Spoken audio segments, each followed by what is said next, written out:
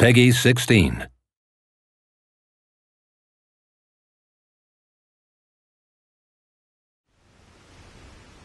Your hero's journey begins as you return from the dead, miraculously resurrected by a device known as the Well of Souls.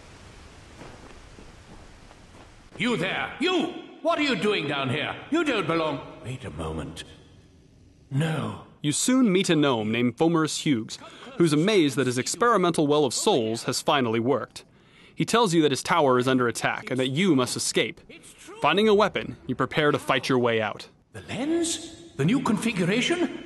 Perhaps... No, what am I thinking? No time for that now. We've got to get you out of there. Here you get your first glimpse of the Well of Souls, the place of your rebirth. Combat in Reckoning is intuitive and accessible. You can chain together basic attacks with a single button. Trouble? Well done. Collecting loot is a big part of the game. While you loot, you can compare items and decide whether they are worth equipping now or saving them to sell off later. Just by varying the timing of your basic attacks, you'll perform special moves like launching an opponent into the air and juggling him. Using your shield for a well-timed parry can open up an even more damaging attack chain on your stunned opponent. Now we've fast-forwarded to the Dalentarth region, your first introduction to the outside world of Reckoning. It's a peaceful place, a relatively safe start to your hero's journey. You now have both primary and secondary weapons equipped, and even as a melee fighter, you'll unleash powerful battle magic on your enemies.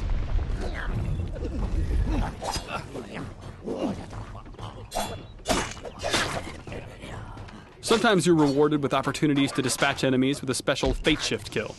Building up enough Fate energy allows you to perform even more powerful attacks.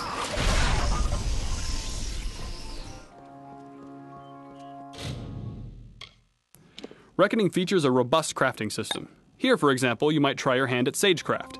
Using this altar, you insert a magical gem into a longsword, upgrading it to a more powerful flaming sword.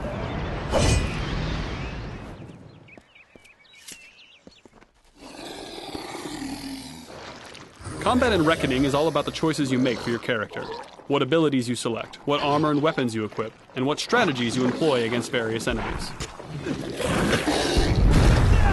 You can perform a war cry that knocks your enemies back, attack the Banchain with your hammer, attack her minions with your sword, and then use your harpoon ability to pick off the stragglers.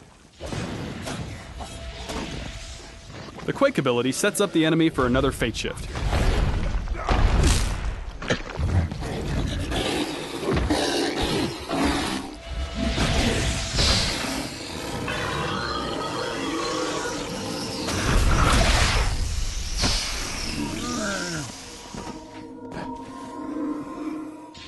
Finish off the remaining foes using the special attacks with your hammer.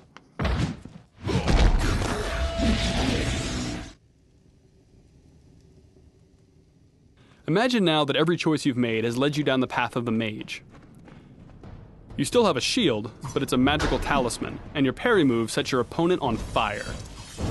You also have these chakram weapons you can use to tear through your enemies at a range.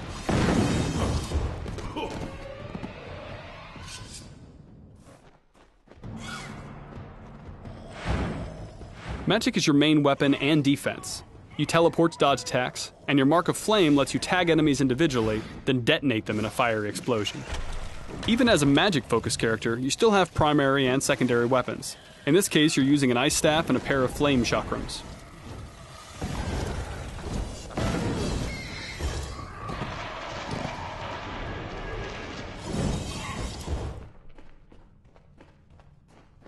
For the sake of this demo, we've given you an advanced spell, Meteor. Here you can see the kind of power a high-level mage can unleash.